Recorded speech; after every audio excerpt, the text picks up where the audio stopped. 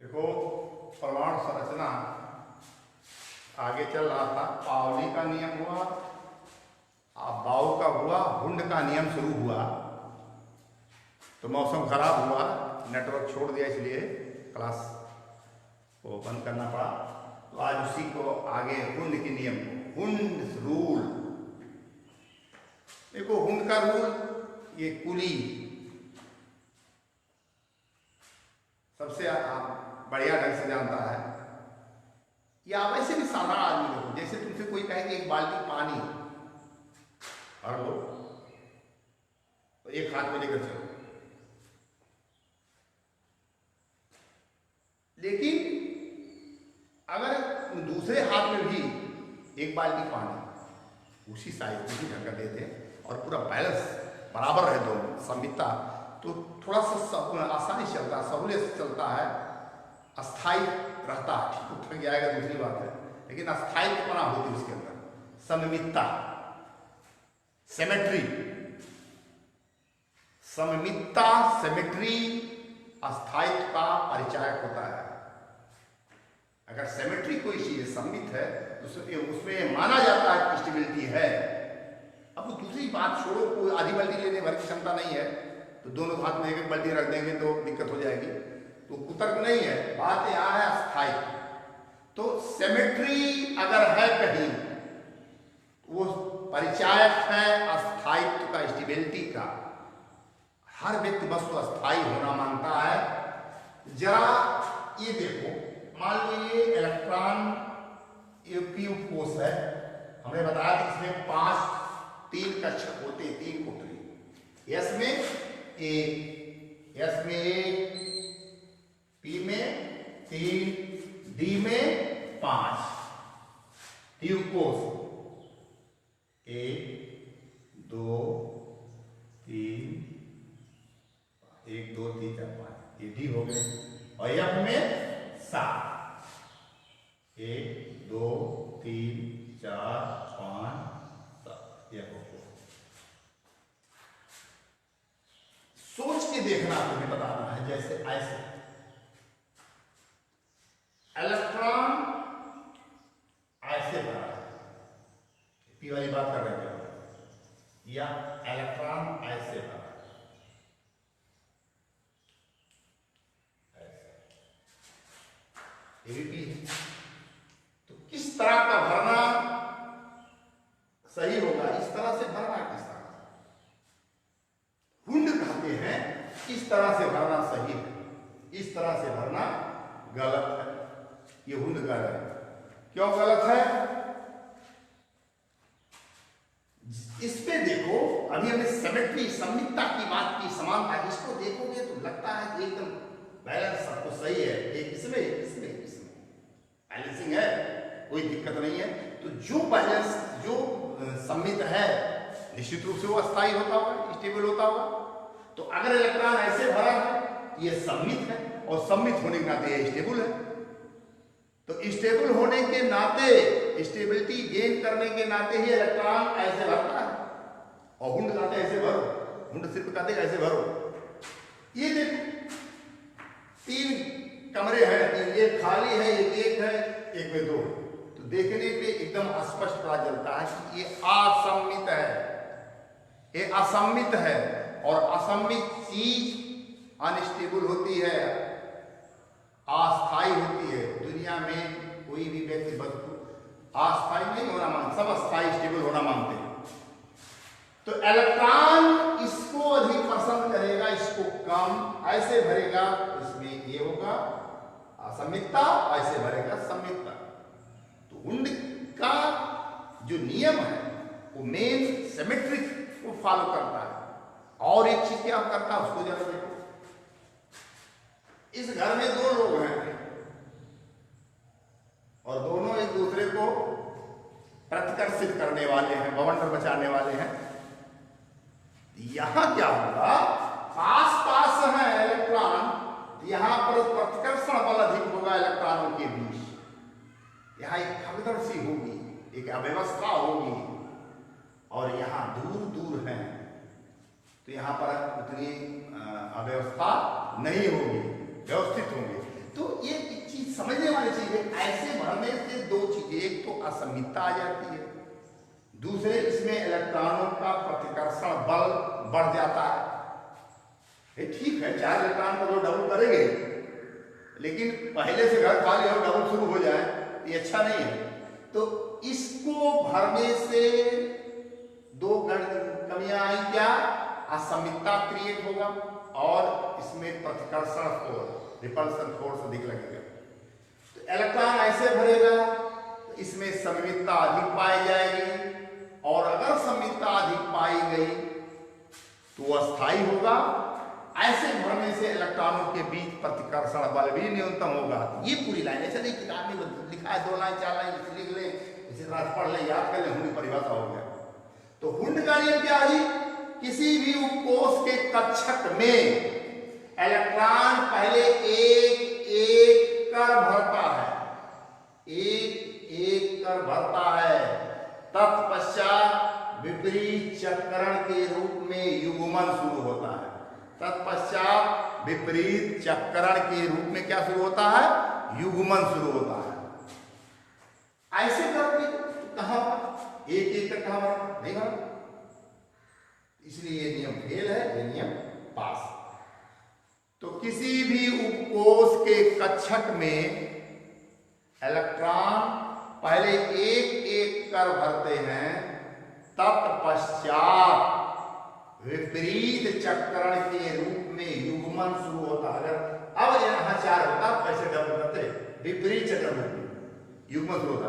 इस प्रकार इलेक्ट्रॉनों से भरे कक्षकों में अधिक सममितता पाई जाएगी, सममितता पाई जाएगी, और इलेक्ट्रॉनों के बीच प्रतिकर्षण बल भी न्यूनतम होगा और वो परमाणु अस्थायी होगा।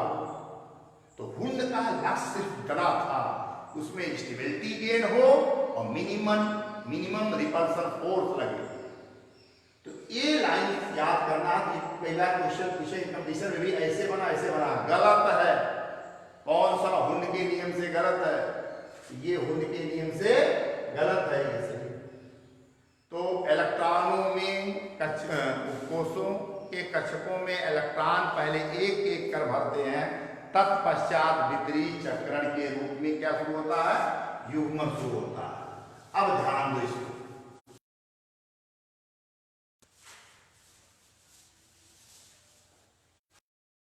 इसके पहले स्कूल में लिखा दिया गया था 30 तक, और सभी लड़कों को, यहाँ वाले लड़कों को मालूम था, कहीं के लड़कों को कुछ मालूम हो चाहे मालूम, उससे नहीं मतलब है। यहाँ तो पढ़ाया गया था 9th में भी 30 तक लड़के इसका इलेक्ट्रॉनिक एप्लीकेशन 1s2 2s2 ये कर लिए गए थे।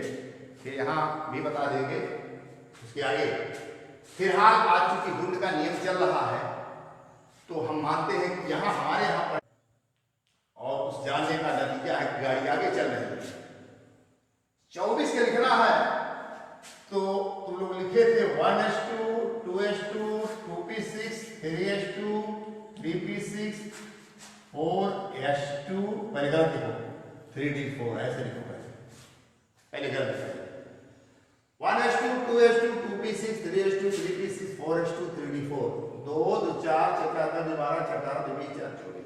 ये आप बाकी के नियम से इस तरह से लिखा जाए। आप बाकी के नियम से इस तरह से पहले लिखा जाए, लेकिन ये गलत है। अब किताब में लिखा कि अपवाद है, ये अपवाद कोई शब्द नहीं होता। तो नियमता यही था, पहले 4s बढ़ता है तब 3d। आप बाव का नियम ही था, एंकर से नियम से।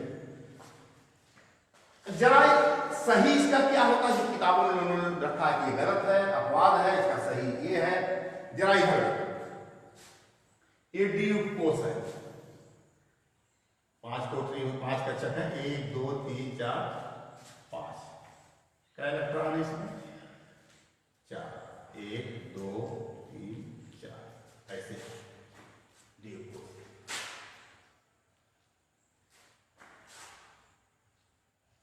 अगर हम कहें कि ये देखने में क्या लग रहा है, असम्मित है। असम्मित इसलिए 4 में देखिए कि ये खाली है, लेकिन यदि इसको किसी इसी तरह से एक इलेक्ट्रॉन और मिल जाता तो ये हो जाता 5। ये कितना हो जाता 5। अब क्या हो जाएगा, सम्मित हो जाएगा। और सम्मित होना किस उद्देश्य से सम्मित हो रहा है? सम्मित फिर हमने बताया अस्थायित्व का परिचायक है। अस्थायित्व प्राप्त करने के लिए इलेक्ट्रॉन इसमें और आ जाए। तो हुआ क्या था, यस में कितने इलेक्ट्रॉन थे? 2 थे पहले, ऐसे 2 थे। एक इलेक्ट्रॉन ये वाला, दोनों में से कोई एक इलेक्ट्रॉन कूद के यहां चला है, तो बचा कितना इसका? 1 बचा। तो यस में पहले 2 था, यहां यस में कितने थे? 2। अब कितने बचेंगे? 1। इसने एक इलेक्ट्रॉन इसको दिया तो यह अस्थायी हो गया। पहले क्या था? अस्थायी था। ये क्या था? अस्थायी है। अब भी क्या है? यस अस्थायी। ध्यान देना इस चीज को, अस्थायी। अब भी यस अस्थायी है, तब भी यस अस्थायी था।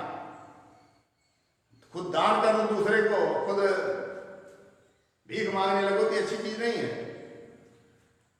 इसने इसको स्टेबल करने के लिए एक इलेक्ट्रॉन इसने इसको दे दिया, तो इसका तो काम चल गया, ये स्टेबल हो गया सम्मित होने के नाते। और इसके सेहत पर, इसके स्थायित्व पर कोई बुरा प्रभाव नहीं पड़ा, अब भी स्टेबल है। ये इसलिए है, किसी भी उपकोष में जितने इलेक्ट्रॉन होते हैं अधिकतम उतने रहे या जस्ट उसका आधा। एस में अधिकतम कितने इलेक्ट्रॉन होते हैं? 2, उसका आधा 1। पी में अधिकतम कितने होते हैं? 6, उसका आधा 3। डी में अधिकतम कितने होते हैं? 10, उसका आधा 5। एफ में कितना? 14, उसका आधा 7। किसी भी उपकोष में अधिकतम जितने इलेक्ट्रॉन होते हैं उतने रहें या जस्ट उसका आधा, तो वह स्टेबल होता, अस्थायी होता है। तो यस में 2 रहे तब भी अस्थायी है, 1 रहे तब भी अस्थायी है। इसलिए एक जब इसने इसको दे दिया तो इसकी स्टेबिलिटी पर कोई प्रभाव नहीं पड़ा। ये जो किताब में तुम्हारे यहाँ लिखा था कि वो अपवाद है, वो अपवाद नहीं है। तो अब सही क्या होगा? यहां से एक इलेक्ट्रॉन कूद के इसमें गया, 5 बना, इसको 1 नहीं आया। इसका सही क्रोमियम का क्या हो जाएगा? क्रोमियम 24 का सही स्टेशन क्या हो जाएगा इसका? सही। गलत था, इनको गलत। अब सही क्या है? 1s2 2s2 2p6 3s2 3p6 4s1 3d5 4s1 3d5। किताब में लिखा है अपवाद है, इसको ये सही है। ये फिर इंजीनियरिंग में पूछा गया, BIT Birla institute of technology, बहुत पहले इसमें पूछा गया, बहुत पहले, कि correct structure of chromium is due to aufbau rule, Pauli rule, Hund rules, none of these, इनमें से कोई नहीं। तो हुंड के नियम से क्रोमियम का स्ट्रक्चर सही है, हुंड के नियम से। ये सही है किसके नियम से? हुंड के नियम से। याद रखना इसको, ऐसा नहीं कि ऐसे हो गया, क्या हुआ? फिर से यस से ये अस्थायी था, एक इलेक्ट्रॉन कम था, ये स्थायी था, इसमें से एक इलेक्ट्रॉन अगर इसके पास चला जाएगा तो स्टेबल हो जाएगा और इसकी स्टेबिलिटी पर कोई प्रभाव नहीं पड़ेगा। इसलिए क्रोमियम का जो कठिन हम लोग के पढ़ते थे, बड़ा कठिन बनता था, पढ़ाने वाले अच्छे पढ़ाते थे लेकिन नहीं समझ में आता था, तो ये कठिन हो जाता था, याद करो भूल जाए। आज कक्षा 9 10 में ये हो जाता था, वहाँ स्टेबिलिटी वाली चीज नहीं बताया, आज 11th में बताना पड़ रहा है कि अस्थायित्व प्राप्त करने के लिए एक इलेक्ट्रॉन कूद के इसमें आएगा, इसको स्टेबल बनाएगा और इसके ऊपर स्टेबिलिटी कोई प्रभाव नहीं पड़ेगा, स्टेबल रहेगा। तो क्रोमियम जो अपवाद किताबों में लिखा है वो नहीं, किसके नियम से सही है? हुंड के नियम से। इसी वक्त 24 का भी देख लो, 29 का कापर Cu32, इसका क्या होगा? 1s2 2s2 2p6 3s2 3p6 4s2 3d9 4s2 3d9। फिर से वही क्वेश्चन है, डी में 9 इलेक्ट्रॉन हैं। अस्थायित्व होने के लिए फुल्ली फिल्ड ऑर्बिटल और half filled orbital are more stable, अधिक अस्थायी होते हैं। इसमें एक इलेक्ट्रॉन की कमी हो रही है, ये तो गलत है। एक इलेक्ट्रॉन यहाँ से आएगा, इसका सही हो जाएगा इसका 1s2 2s2 2p6 3s2 3p6 4s1 3p10, ये सही स्ट्रक्चर हो गया। तो कापर कहां से सही हुआ और क्रोमियम किस नियम से सही हुआ? हुंड के नियम से। एकदम स्पष्ट लिखा है, इंजीनियरिंग पूछा गया बीआईटी में, यूपीटीयू वगैरह में ये पूछे जाते थे। और पहले नई इंजीनियरिंग का अलग होता था, सीपीएमटी में क्वेश्चन पूछा गया। तो किसके नियम से सही है? हुंड के नियम से। क्यों ऐसा हो रहा है? स्टेबिलिटी प्राप्त करें। स्टेबिलिटी का लक्ष्य क्या है, क्या निर्धारण है? कि सिमेट्री, सममितता। अगर सिमेट्री है तो अस्थायित्व है, और सभी व्यक्ति बस सब लोग अस्थायित्व प्राप्त करना चाहते हैं। इलेक्ट्रॉन भी ये कोशिश करता है कि हम स्टेबिलिटी हम गेन करें, तो इस तरह से इसको यहां से कर लेंगे। अब दूसरी सबसे इंपॉर्टेंट चीज है, ध्यान देना इस चीज को।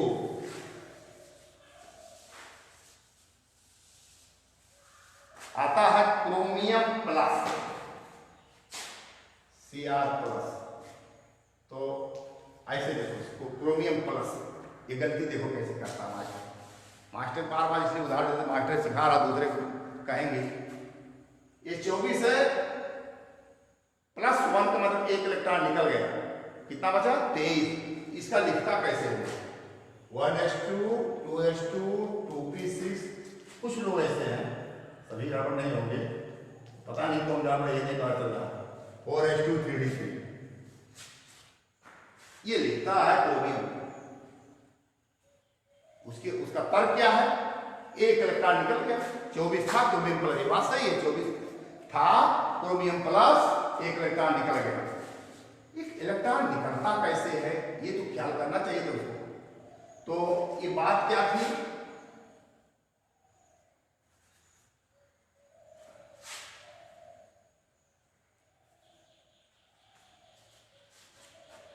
ये तो गलत है, ये तो गलत दिख रहा है। क्रोमियम प्लस सही, ये गलत है। सही इसका देखिए, 1s2 2s2 2p6 3s2 3p6 3d5। समझ गए तुम लोग? 3d5। क्रोमियम प्लस का मतलब एक इलेक्ट्रॉन निकल गया। इलेक्ट्रॉन कक्षा में चक्कर लगा रहा है, तो वह इलेक्ट्रॉन जो नाभिक के नजदीक है वो काफी मजबूती से बंधा हुआ है। कब मजबूती बंधन है, आकर्षण बल बहुत अधिक लग रहा है। और वो इलेक्ट्रॉन जो नाभिक से दूर है, वो नाभिक से ढीला बंधा हुआ है। मोस्ट लूजली बाउंड इलेक्ट्रॉन, नाभिक से ढीला बंधा हुआ इलेक्ट्रॉन, क्योंकि धन और ऋण एक दूसरे खींचते हैं। तो जो इलेक्ट्रॉन नाभिक से दूर है, वो नाभिक से क्या है? ढीला बंधा हुआ है।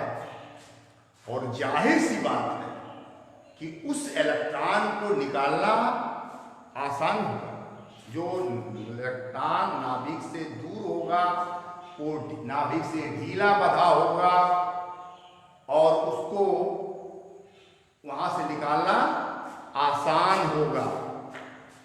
तो नाभिक से दूर कौन होगा?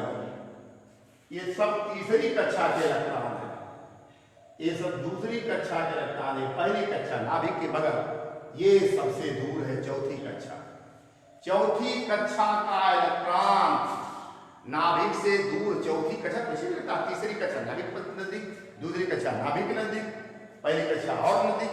तो चौथी कक्षा का इलेक्ट्रॉन नाभिक से दूर है, इसलिए वह नाभिक से ढीला बंधा है, इसलिए उस इलेक्ट्रॉन को निकालना आसान है। तो क्रोमियम प्लस में ए वाला इलेक्ट्रॉन, चौथी कक्षा का जो इलेक्ट्रॉन एक था, चौथी कक्षा का यह इलेक्ट्रॉन जो एक था, वो गायब हो जाएगा, निकल जाएगा, यानी समाप्त हो गया। बचा क्या? ये सही है। 3p6 ये वाला गायब हो गया। तो ऐसा नहीं कि आखिरी इलेक्ट्रॉन यहां जा रहा तो आखिरी इलेक्ट्रॉन निकलेगा। आखिरी इलेक्ट्रॉन निकलना जरूरी नहीं है, बल्कि जरूरी है आखिरी कक्षा का इलेक्ट्रॉन निकलता। ये गलती न करो, मास्टर की बात इसलिए करते कि 2-4 सज्जन ऐसे हमको मिले हैं जो सुधरे नहीं, बार बार यही तेज कर देते हैं और सही बना है, पढ़ाए नहीं इसको, कितना दिमाग उसको होगा उसकी बात छोड़ो। तो आखिरी कक्षा का इलेक्ट्रॉन निकलता, जरूरी नहीं कि आखिरी इलेक्ट्रॉन, आखिरी कक्षा के। तो क्रोमियम का सही स्ट्रक्चर ये होगा। क्रोमियम पर बार बार करें, इलेक्ट्रॉन कहां निकलता है? हमेशा आखिरी कक्षा से। आखिरी कक्षा से निकालना इलेक्ट्रॉन का आसान होता है, इसलिए हमेशा आखिरी कक्षा से इलेक्ट्रॉन को निकालते हैं। तो इस तरह से तुम लोग इसको 30 तक लिख डालना। अब कल जो केमिस्ट्री में बताया जाएगा, सबसे इंपॉर्टेंट, किसी इलेक्ट्रॉन की, किसी परमाणु में से इलेक्ट्रॉन की चारों क्वांटम संख्या निकालना। इलेक्ट्रॉन की चारों क्वांटम संख्या निकालना, बस कर।